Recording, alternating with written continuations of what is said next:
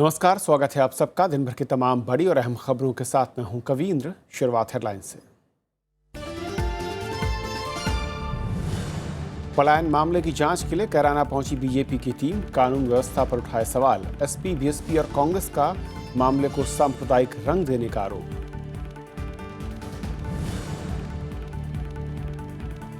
महंगाई पर चिंतित वित्त मंत्री ने की उच्च स्तरीय बैठक। कमी पूरी करने के लिए म्यांमार और अफ्रीका से मंगाई जाएंगी दाल।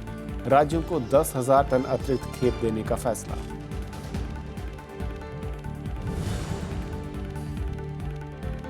₹2,500 में होगा 1 घंटे तक का हवाई सफर। नई सिविल एविएशन पॉलिसी को कैबिनेट की मंजूरी। अंतर्राष्ट्रीय उड़ानों के लिए भी नियम हुए आसान।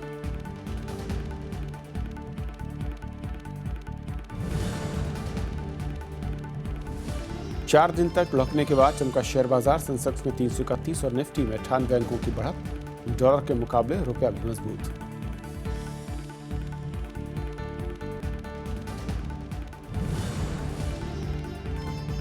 हरारे में आखिरी वनडे में भी भारत ने लहराया परचम। जिम्बाब्वे पर 10 विकेट से शानदार जीत। 3-0 से किया सीरीज पर कब्जा।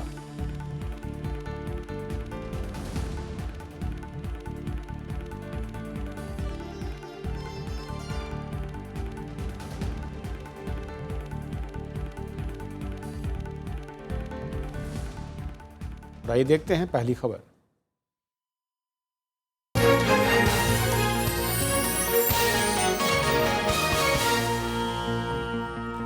सरकार महंगाई पर काबू पाने और बाजार में खाद्य पदार्थों की कमी को पूरा करने के लिए बफर स्टॉक बढ़ाने की तैयारी में है। इसके लिए दूसरे देशों से आयात को बढ़ाया जाएगा। बफर स्टॉक बनाने के लिए सरकार म्यांमार और अफ्रीका से 62,000 टन दाल खरीदेगी।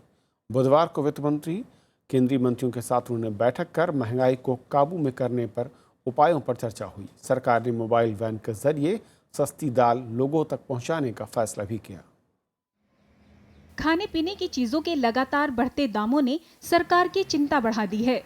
बुधवार को वित्त मंत्री अरुण जेटली ने परिवहन मंत्री नितिन गडकरी, खाद्य आपूर्ति मंत्री रामविलास पासवान, कृषि मंत्री राधा मोहन सिंह, वाणिज्य मंत्री निर्मला सीतारमण समेत कई अधिकारियों के साथ बैठक की। बैठक में जरूरी चीजों के दाम काबू में रखने पर चर्चा हुई। सरकार ने कहा कि लोगों को सस्ती दाल मुहैया कराने के लिए मोबाइल वैन चलाई जाएगी। वहीं दूसरे देशों से दालें खरीदने के लिए भी सरकार काम कर रही है। सरकार जो है ये मूल्य वृद्धि को लेकर के काफी सीरियस है और हम हर तरह से, चाहे जमाखोरों के खिलाफ में कार्रवाई हो, चाहे आयात निर्यात का मामला हो, इंपोर्ट का मामला हो। बाजार में अभी दाल 170 रुपए किलो के हिसाब से मिल रही है। वहीं टमाटर भी 60 से 80 रुपए किलो बिक रहा है। कहीं कहीं तो ये 100 रुपए किलो को भी पार कर चुका है। दरअसल खुदरा महंगाई अभी 2 साल के उच्चतम स्तर पर चल रही है। वहीं थोक महंगाई भी मार्च के मुकाबले बढ़ गई है। मार्च में ये आंकड़ा -0.45% था, जो मई में 0.79% पर पहुंच गया। यही हाल सब्जियों का भी है। अप्रैल के 2.21% के मुकाबले ये दर मई में 12.94% हो गई। आंकड़ों के मुताबिक सभी प्रकार की खाद्य वस्तुओं की महंगाई दर अभी 7.88% है, जो अप्रैल में 4.23% थी। आम आदमी की जेब पर बढ़ते दबाव ने विपक्ष को सरकार को घेरने का मौका दे दिया है।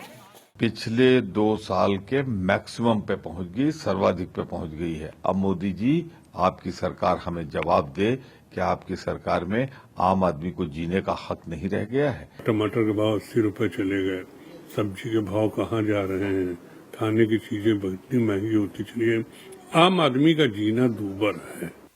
जानकारों का कहना है कि औद्योगिक उत्पादन में कमी और महंगाई दर में लगातार बढ़ोतरी देश की अर्थव्यवस्था को नुकसान पहुंचा रही है। हालांकि मौसम विभाग इस बार मानसून के अच्छे प्रदर्शन का अनुमान जता चुका है। उम्मीद की जा रही है कि इससे महंगाई पर लगाम लगाई जा सकेगी।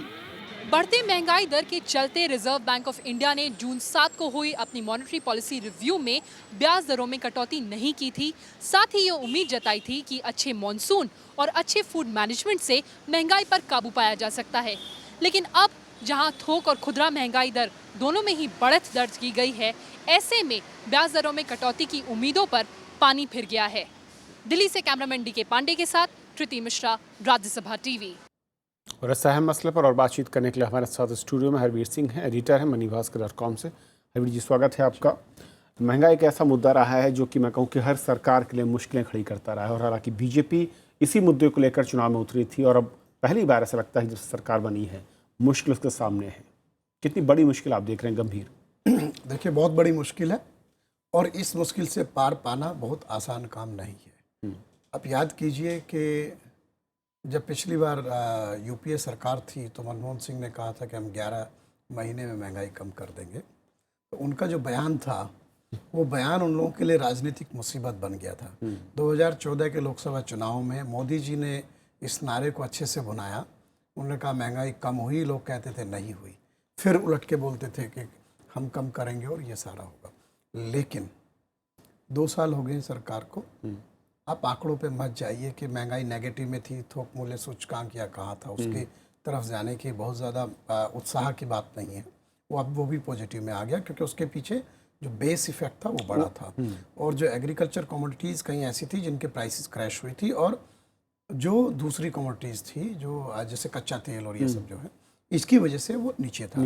लेकिन अब सारी चीज़ें एक साथ ऊपर का रुख कर चुकी हैं। अब देखिए कि जो फूड ग्रेन नियंत्रण में होती थी, जिसके खाद्यान्न जो उसके दाम नियंत्रण में थे, स्टॉक्स ज़्यादा था, वो भी अब दाम बढ़ेंगे। गेहूं के दाम बढ़े हैं, चावल के भी बढ़ेंगे। ये तो मैं बहुत बेसिक कमोडिटी की बात कर रहा हूँ। जिन चीज़ों से अभी महंगाई आई है, सही बात है कि सीजनल है वेजिटेबल्स का, लेकिन उसमें कहीं ना कहीं जो काला बाजारी और प्राइसेस को स्पाइक करने वाले जो तत्व, जो उस तरीके के लोग होते हैं, उनका भी बहुत बड़ा योगदान है। लेकिन मैं जो पॉइंट है कि जो अभी तक सब एक बात कह रहे थे कि सामान्य से बेहतर मानसून है, अच्छा मानसून होगा, महंगाई पर काबू हो जाएगा।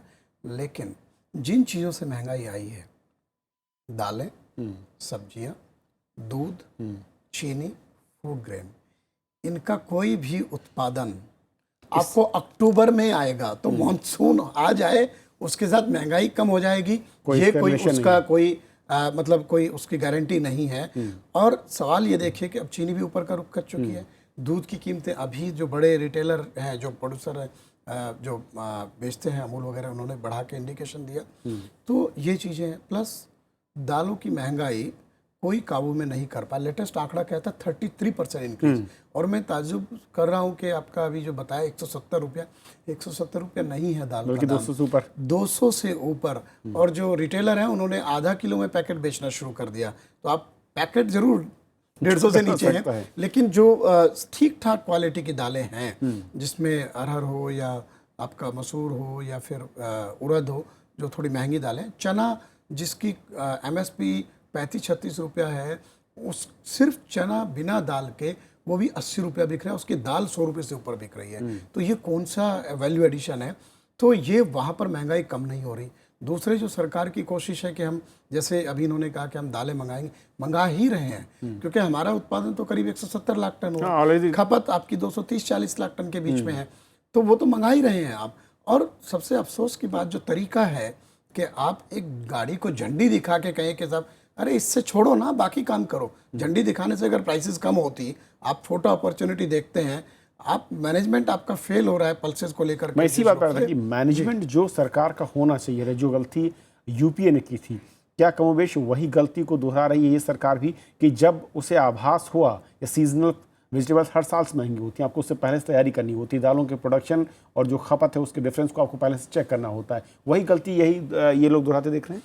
देखिए, उस वक्त भी प्रोटीन जो प्रोडक्ट हैं उनकी महंगाई थी, और ये प्रोटीन में फिर लौट रही है। सिर्फ वेजिटेबल जो वेज हैं उसमें नहीं, नॉन वेज में भी आ रही है, और दूध के प्रोडक्ट्स में भी आ रही है फिर से महंगाई। तो सवाल है कि इन्होंने बहुत 1 साल से मंथन चल रहा है कि हम तमाम सारे देशों में पैदा करेंगे दालें, और उसके लिए जो उद्योग चैम्बर हैं, CII, FICCI, PhD, international chamber of, उन सब से बात हो रही है, MEA से बात हो रही है, एग्रीकल्चर मिनिस्ट्री में तमाम मीटिंग हो चुकी हैं कि वहाँ ज़मीनें लो, वहाँ पे जो अफ्रीका फंड मदद करते हैं वहाँ पैदा करो। अरे किसान से तो बात करो पहले। और मैं एक मोटी सी बात कहूँ, ये कहा गया इंसेंटिव दिया, आप बोनस किस बात का दे रहे हो? बोनस कुछ होता ही नहीं है, वो अगले साल आपका MSP में काउंट नहीं होता। अभी का जो ताज़ा आंकड़ा है, जो ताज़ा रिपोर्ट है खरीफ का, जो CACP ने प्राइसेस जो कैलकुलेट की, जो रिकमेंड किया, जिसको अभी इन्होंने अनाउंस किया, और उसमें कहा हमने इतना सारा बढ़ोतरी की है, जो कॉस्ट होती है A1 cost plus family labour, ये एक कॉस्ट होती है। दूसरा है आपका C2 कॉस्ट, जिसमें आपके जो दूसरे खर्चे आप लैंड लीज और ये सब जुड़ जाते हैं। वहाँ पर वादा किया गया था कि 50% हम करेंगे। आपको ताज्जुब होगा अगर मैं C2 कॉस्ट की बात करूं, जो रिपोर्ट सबको अवेलेबल है CACP की वेबसाइट पे, ताज़ा रिपोर्ट जिसका अभी कैबिनेट ने नाम अनाउंस किया, कई चीज़ों पे तो इंक्रीज 1% है C2 कॉस्ट के ऊपर, कई में 10% है, दालों में मुश्किल से 10-12% है, जो आपका सबसे महत्वपूर्ण उत्पाद है। तो बहुत सारे फैक्टर हैं। ये सप्लाई मैनेजमेंट अगर ये लोग नहीं सुधारेंगे तो कीमतें काबू में नहीं आएंगी। ये बात जरूर है कि आज भी जो खाद्य मंत्री और उपभोक्ता मामलों के मंत्री हैं, उन्होंने कहा राज्यों की भी जिम्मेदारी है, बिल्कुल जिम्मेदारी है, क्योंकि राज्य भी कीमतों को नियंत्रण करने के लिए बराबर के जिम्मेदार हैं। लेकिन ये बात पिछली सरकार में भी कही जाती थी और इस बार भी कही जाती है। और आपको याद होगा कि महंगाई को रोकने के लिए कुछ चीफ मिनिस्टर्स के ग्रुप बनाए गए थे। उसमें एक चीफ मिनिस्टर का ग्रुप हमारे जो अभी के प्रधानमंत्री नरेंद्र मोदी जी हैं, उनकी अध्यक्षता में भी बना था। तो वो रिपोर्टें कहाँ हैं? वो तो सब इनको अवेलेबल है। आप लोगों ने रिकमेंडेशन किया और अब तो 2 साल से ज़्यादा हो गए, तो उन पर अमल करके कुछ पुख्ता कोशिश करो। ये जो स्टॉप गैप अरेंजमेंट से काम नहीं चलेगा। जी, बहुत शुक्रिया अरवी इस पूरे मसले पर बातचीत करने के लिए। और बहुत अहम मसला, और देखना होगा सरकार कैसे टैकल कर रही है, जो रास्ते अपना रही है, क्या उसके जरिए महंगाई नीचे आ पाएगी या नहीं। फिलहाल पहली खबर में इतना ही। वक्त ब्रेक का है। ब्रेक के उस पार दिन भर की दूसरी बड़ी खबरें।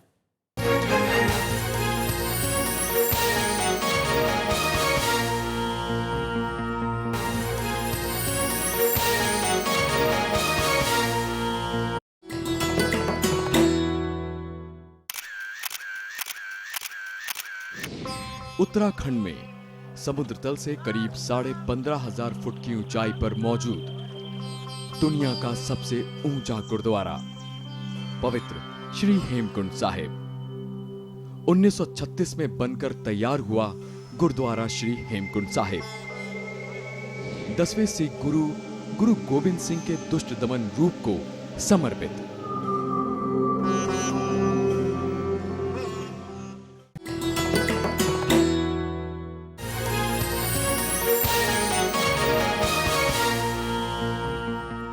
कैबिनेट ने आज नई नागरिक उड्डयन नीति को मंजूरी दे दी। पहली बार बनी इस नीति में 1 घंटे की उड़ान के लिए 2500 रुपये किराया तय किया गया है।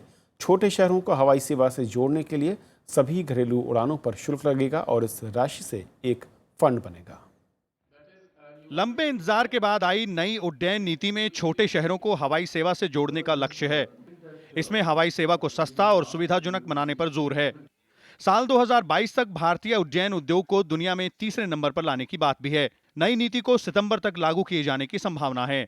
The commitment in the BJP manifesto of making regional connectivity a reality. So we kept it as a centerpiece and the whole policy has been worked around it. नई नीति में 1 घंटे की उड़ान के लिए 2,500 रुपए का अधिकतम किराया तय किया गया है। रीजनल कनेक्टिविटी बढ़ाने के लिए बंद पड़ी हवाई पट्टियों को 100 करोड़ रुपए तक खर्च कर फिर से शुरू किया जाएगा।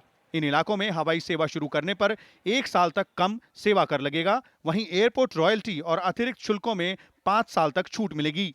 अंतर्राष्ट्रीय उड़ानों के लिए 5 साल के अनुभव का नियम खत्म कर दिया गया है। रीजनल कनेक्टिविटी बढ़ाने के लिए एक फंड बनेगा और इसके लिए सभी घरेलू उड़ानों पर शुल्क लगेगा। 1 घंटे की टिकटिंग की 2500 है। अगर फ्लाइंग टाइम आधा घंटे है तो ये 1250 रुपए होगा। किसी भी कीमत पर वर्तमान व्यवस्था में 1 घंटे के फ्लाइंग टाइम में 2500 से 2600 रुपए नहीं होगा। और जिसमें एक कनेक्टिंग रूट जहां पर ये जाएगा वह टायर 2 सिटी होना जरूरी है। पूर्व नागरिक उड्डयन मंत्री प्रफुल्ल पटेल ने नई नीति का स्वागत किया है। छोटे हवाई अड्डों पर अगर यह सेवाएं शुरू होगी, जब भी होंगी, तब उसमें 2500 रुपया प्रति घंटे के हिसाब से उसमें किराए की एक बंधन रहेगी, सीमा रहेगी। ये नई पॉलिसी का एक पहलू है। लेकिन वर्तमान जो आज जहां पर हवाई सेवाएं हैं उसमें अगर कोई सोच रहा है कि 2500 रुपया घंटा उसमें लगेगा तो ये शायद ठीक समझ नहीं है। देश में घरेलू हवाई यात्रियों की संख्या पिछले 20 महीने से लगातार बढ़ रही है। अप्रैल में इसमें 21.8% की बढ़ोतरी हुई। नई उड्डयन नीति का मसौदा पिछले साल अक्टूबर में जारी हुआ था। विशाल दहिया, राज्यसभा टीवी। कैबिनेट ने भारतीय स्टेट बैंक में उसके सहयोगी बैंकों के विलय को मंजूरी दे दी है। एसबीआई के 5 सहयोगी bank, state bank of Bikaner and Jaipur, state bank of Travancore, state bank of Patiala, state bank of Mysore और स्टेट बैंक ऑफ हैदराबाद शामिल हैं। स्टेट बैंक की चेयरमैन अरुंधति भट्टाचार्य ने कहा कि विलय से सभी को फायदा होगा। इससे SBI का नेटवर्क और पहुंच बढ़ेगी। फिलहाल दुनिया के चोटी के 50 बैंकों में एक भी भारतीय बैंक नहीं है। माना जा रहा है कि इस विलय के बाद स्टेट बैंक दुनिया के बड़े बैंकों में शुमार हो जाएगा। केंद्र सरकार ने 7 पब्लिक सेक्टर कंपनियों को बंद करने का फैसला लिया है, जिनमें HMT वॉचेस, HMT चिनार, HMT बियरिंग पहले से बंद हैं। इनके अलावा इस सूची में Tungabhadra steel products, Hindustan photo films manufacturing company, Hindustan cables और स्पाइसेस ट्रेडिंग कॉरपोरेशन लिमिटेड शामिल हैं। भारी उद्योग मंत्री अनंत गीते ने कहा कि इन कंपनियों के कर्मचारियों के साथ एकमुश्त समझौते के लिए 1000 करोड़ रुपए का प्रावधान किया गया है। ये कंपनियां पिछले कई वर्षों से घाटे में चल रही हैं। इन सारे 6 उद्योग में जो मजदूर वहाँ पर काम करते थे, जिनको 1997 के पे स्केल से पे मिलता था, और जब हमने VRS का पैकेज दिया तो इतना अट्रैक्टिव पैकेज दिया कि उनको 2007 के पे स्केल से VRS पैकेज हमने दिया। तो इसीलिए मजदूरी करके रिटायर्ड होने के बाद जितना मिलना था उससे ज़्यादा बिना मजदूरी किए उनको VRS पैकेज मिला। पलायन मामले की जांच के लिए बीजेपी की टीम आज कैराना पहुंची और स्थानीय लोगों से बातचीत की। 8 सदस्यीय टीम का कहना है कि खराब कानून व्यवस्था के चलते लोग यहां से गए हैं। बीजेपी नेताओं को स्थानीय लोगों के विरोध का भी सामना करना पड़ा। बड़ी तादाद में हुए पलायन की पड़ताल करने के लिए बीजेपी की टीम बुधवार को कैराना पहुंची। सुरेश खन्ना की अगुवाई वाली टीम में सांसद सतपाल सिंह, राघव लखनपाल और सतीश गौतम समेत 8 सदस्य हैं। इन्होंने उन मोहल्लों का दौरा किया जहां से लोगों के पलायन का दावा किया गया है। टीम ने इसके लिए खराब कानून व्यवस्था को जिम्मेदार ठहराया है। लैंड ऑर्डर फेल है और लैंड ऑर्डर की ही प्रॉब्लम है। कह रहा अगर अपराधियों के खिलाफ कार्रवाई हो जाती तो ये घटनाएं बढ़ती नहीं, यहाँ से पलायन नहीं होता। अपराधियों के खिलाफ कार्रवाई न होने की वजह से यहाँ से पलायन हुआ। लोग कौन प्लान कर रहे हैं, कितने मकान बिके, इसके लिए उत्तर प्रदेश शासन रजिस्ट्री निकाल लेगा तो पता लग जाएगा कि हिंदुओं ने कितने मकान बेचे। किसी की वो बात न करे, मुख्यमंत्री यहाँ आकर देगा। हालांकि टीम को स्थानीय लोगों के विरोध का सामना भी करना पड़ा। लोगों का कहना है कि ये माहौल बिगाड़ने की कोशिश है। वहीं कुछ लोगों ने खराब कानून व्यवस्था पर सवाल उठाया। पलायन की वजह क्या है? पलायन की वजह ये है कि यहाँ पे रोजगार नहीं है, यहाँ सुरक्षा नहीं है, यहाँ स्वास्थ्य व्यवस्था नहीं है। पहले मांगी गई फिरौती मांगी गई या करी जो भी कहे, जो गुंडा के खिलाफ कार्रवाई होनी चाहिए। कोई एक वर्ग के बदमाश नहीं, यहाँ इलाका जैसा इकट्ठा है, इकट्ठे बदमाश भी है। कि ये सत्यता है कि यहाँ पर भय का वातावरण है और लोग यहाँ से जा रहे हैं तो उनको सुरक्षा मिलनी चाहिए। इस बीच इस मामले को सामने लाने वाले बीजेपी सांसद हुकुम सिंह ने अब कांदला कस्बे से पलायन करने वालों की सूची जारी की है। अगर घर के 8 आदमी हैं, 7 उसने भेज दिए, एक रह रहा तो उसको रहना कहेंगे क्या? मैंने उन परिवारों को भी जानकारी जिनके बारे में कहा जा रहा है, majority of the family is gone from there. BJP की टीम दिल्ली पहुंचकर इस मामले में रिपोर्ट देगी। केंद्र सरकार ने इस मामले में राज्य सरकार से रिपोर्ट मांगी है। कहा जा रहा है कि केंद्रीय मंत्रियों की एक टीम भी इलाके का दौरा करेगी। वहीं राज्य सरकार ने खराब कानून व्यवस्था के आरोपों को खारिज करते हुए इसे राजनीतिक साजिश बताया है। रविंद्र सिंह चौरान, राज्यसभा टीवी। कैराना मामले को लेकर कांग्रेस और समाजवादी पार्टी का कहना है कि उत्तर प्रदेश चुनाव को देखते हुए बीजेपी इसे सांप्रदायिक रंग देने की कोशिश कर रही है। अफवाह फैलाना, झूठ का प्रचार प्रसार करना, लोगों को भ्रमित करना और उसकी आड़ में सांप्रदायिक तनाव पैदा करना, ये उनका पुराना मुद्दा है। उसको उन्होंने कोशिश की है कैराना में दोहराने की। बनाई हुई सोची समझी स्कीम है और उस पर बीजेपी में खुद ही लड़ाई शुरू हो गई। कुछ कहते हैं ये सच है, कुछ कहते हैं झूठ है, और जिस एमपी ने मुद्दा उठाया वही मुद्दा आज बैक ट्रैक हो गया। पर इस मामले के अंदर ये ऐसे दिखा रहे थे बीजेपी के लोग कि जैसे कोई धार्मिक टकराव पैदा हो रहा है जिसकी वजह से विस्थापन। दिल्ली में 21 विधायकों को संसदीय सचिव बनाए जाने के फैसले का बचाव करते हुए मुख्यमंत्री अरविंद केजरीवाल ने बुधवार को बीजेपी और कांग्रेस पर निशाना साधा।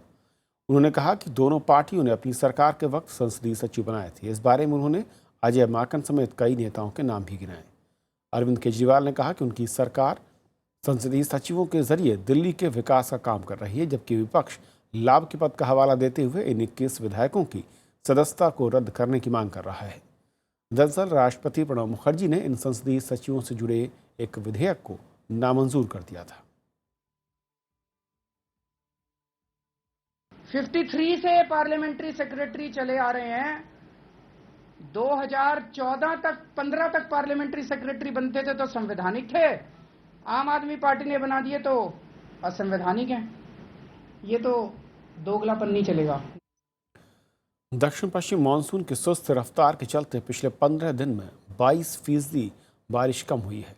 मौसम विभाग के मुताबिक 1 जून से 15 जून के बीच देश में 43.6 मिलीमीटर बारिश हुई, जो सामान्य से कम है।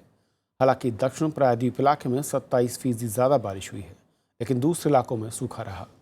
फिलहाल मानसून कर्नाटक और आंध्र प्रदेश तक ही पहुंचा है। उधर पूर्वोत्तर इलाकों में 15 जून तक 90.4 मिलीमीटर बारिश हुई। इस साल मानसून करीब 1 हफ्ते की देरी से पहुंचा है। राष्ट्रपति प्रणब मुखर्जी पश्चिमी अफ्रीकी देश आइवरी कोस्ट की यात्रा पर हैं। उन्होंने वहां के राष्ट्रपति अलसंसने ओत्रा से मुलाकात की और इस दौरान आइवरी कोस्ट ने भारत से उसके यहाँ निजी निवेश बढ़ाने का न्योता दिया। 3 अफ्रीकी देशों की यात्रा के दूसरे चरण में राष्ट्रपति प्रणब मुखर्जी का आइवरी कोस्ट पहुंचने पर शानदार स्वागत हुआ। अबिजान हवाई अड्डे पर आइवरी कोस्ट के राष्ट्रपति अलसंसने ओत्रा ने उनकी अगवानी की। बाद में दोनों नेताओं के बीच हुई बैठक में आइवरी कोस्ट ने भारत से निजी क्षेत्र में निवेश की पेशकश की। कोको के सबसे बड़े उत्पादक देश आइवरी कोस्ट ने भारतीय कारोबारियों को कोको प्रसंस्करण क्षेत्र में निवेश का न्योता दिया। Your country is blessed with fertile soil and abundant agricultural and mineral resources. Our public and private sectors are keen to join you in exploring these resources efficiently and in setting up agro-based industries. राष्ट्रपति प्रणब मुखर्जी ने अंतर्राष्ट्रीय संस्थाओं में सुधार पर जोर दिया और इसमें उचित प्रतिनिधित्व की जरूरत बताई। The imperatives of strengthening the United Nations system and other international organizations. We would like to see them reformed so that they remain effective in addressing the challenges that confront the world today. दोनों देशों ने व्यापारिक और द्विपक्षीय रिश्तों को मजबूत बनाने पर जोर दिया। साथ ही आइवरी कोस्ट में एक्सिम बैंक फिर से खोलने से जुड़े करार पर भी हस्ताक्षर हुए, जिसे गृह युद्ध के दौरान डकार स्थानांतरित कर दिया गया था। Exim had started its regional office here in 1992. They had only one office left in South Africa. So today in front of the two presidents, they signed the agreement on headquarters agreement, literally. Basically, where the host government gives you various facilities as an international institution. राष्ट्रपति प्रणब मुखर्जी को Ivory coast के सर्वोच्च सम्मान राष्ट्रीय grand क्रोइक्स से सम्मानित किया गया। राष्ट्रपति 2 दिन की आइवरी कोस्ट यात्रा के बाद नामीबिया जाएंगे। राष्ट्रपति की इस यात्रा का मकसद अफ्रीकी देशों के साथ सहयोग और व्यापारिक संबंधों को मजबूत करना है। Bureau report, Rajya Sabha TV. प्रभात शेयर बाजार की जहां पर आज अच्छी बढ़त देखने को मिली। सेंसेक्स 331 अंक की बढ़त के साथ 26,726 पर बंद हुआ। निफ्टी 97 अंक की बढ़त के साथ 8,200 के स्तर पर पहुंचा। पिछले 4 कारोबारी सत्रों की गिरावट के बाद ये पहली बढ़त है। सेंसेक्स 26,500 अंक पर खुला और पूरे दिन कारोबार में तेजी रही। निफ्टी भी एक वक्त पर 8,213 अंक के उच्च स्तर तक पहुंच गया था। नई नागर विमानन नीति को मंजूरी मिलने के बाद विमानन कंपनियों के शेयरों में आज तेजी दिखी। भारत ने जिम्बाब्वे से वनडे सीरीज 3-0 से जीती है। हरारे में खेले गए तीसरे और आखिरी मैच में टीम इंडिया ने जिम्बाब्वे को 10 विकेट से हरा दिया। भारत के सलामी बल्लेबाज केएल राहुल और फैज फजल ने गेंदबाज पर वो शुरू से हावी रहे, जिसके चलते टीम ने 28 ओवर रहते ही लक्ष्य हासिल कर लिया। राहुल ने 63 और फैज ने 55 रन बनाए। वहीं टॉस जीतकर बल्लेबाजी करने उतरी जिम्बाब्वे की टीम नाकाम रही और पूरी टीम 42.2 ओवर में 123 रन पर ही सिमट गई। टीम की ओर से उसी सिबाना ने सबसे ज़्यादा 38 रन बनाए। 22 रन देकर 4 विकेट लेने वाले जसप्रीत बुमराह को मैन ऑफ द मैच चुना गया। तो खबरों के आज के सफर में इतना ही, लेकिन जाते आते छोड़ जाते हैं देश और दुनिया की कुछ और बड़ी खबरों के साथ। नमस्कार। पुलिस ने मथुरा हिंसा के मुख्य आरोपियों में से एक चंदन बोस को उत्तर प्रदेश के बस्ती से गिरफ्तार किया है। रामरक्ष यादव का मुख्य साथी चंदन जवाहर बाग कांड के बाद से फरार था। जम्मू कश्मीर के कुपवाड़ा जिले में सुरक्षा बलों और आतंकियों के बीच हुई मुठभेड़ में एक जवान शहीद हो गया। इस मुठभेड़ में 4 जवान घायल हुए हैं। जवाबी कार्रवाई में सेना ने एक आतंकी को भी मार गिराया। मेघालय में मंगलवार देर रात हुए एक भीषण बस हादसे में 30 लोगों की मौत हो गई। कई लोग घायल हुए हैं। हादसे के वक्त ये बस सिलचर से गुवाहाटी जा रही थी।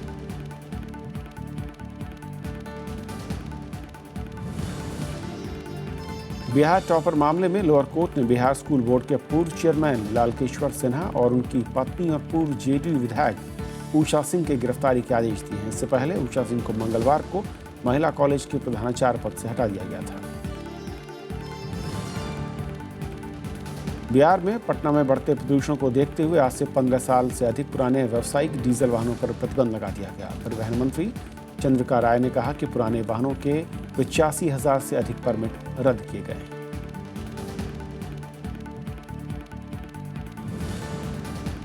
फिल्म उड़ता पंजाब पर बॉम्बे हाई कोर्ट के खिलाफ एक एनजीओ ने सुप्रीम कोर्ट में याचिका दायर की है। याचिका में फिल्म की रिलीज पर रोक के साथ साथ जल्द सुनवाई की मांग की है। उड़ता पंजाब फिल्म इसी शुक्रवार को रिलीज हो रही है। नीलगाय, बंदर और जंगली सूअरों को हिंसक जानवर घोषित करने पर रोक लगाने के लिए सुप्रीम कोर्ट में याचिका दायर की गई, जिस पर इसी हफ्ते सुनवाई हो सकती है। पर्यावरण मंत्रालय उत्तराखंड, हिमाचल प्रदेश और बिहार में इन जानवरों को हिंसक घोषित करने के लिए अधिसूचना जारी की जा चुकी है। उत्तर प्रदेश का शामली जिला राष्ट्रीय राजधानी क्षेत्र यानी एनसीआर में शामिल हो सकता है। शामली जिला प्रशासन की मांग के बाद राज्य सरकार ने प्रस्ताव पास कर केंद्र सरकार को भेज दिया है। शामली हरियाणा के करनाल और पानीपत जिलों के बीच में स्थित है। मुंबई के थाने में शिक्षा को बढ़ावा देने के लिए एक नई पहल शुरू की गई। जिले के कलेक्ट्रेट महेंद्र कल्याणकर ने बताया कि सरकारी अधिकारियों ने करीब 2000 प्राथमिक और माध्यमिक स्कूलों को अपनाया है। ये अधिकारी सीधे तौर पर स्कूलों से जुड़े रहेंगे, जिससे शिक्षा की गुणवत्ता सुधारने की उम्मीद बनती है।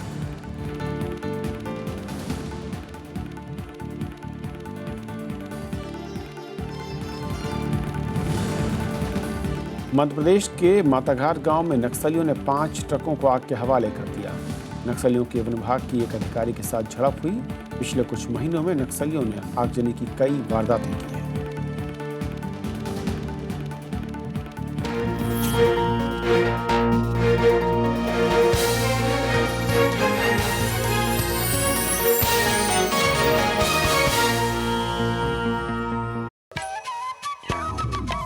आदिवासी आबादी, आदिवासी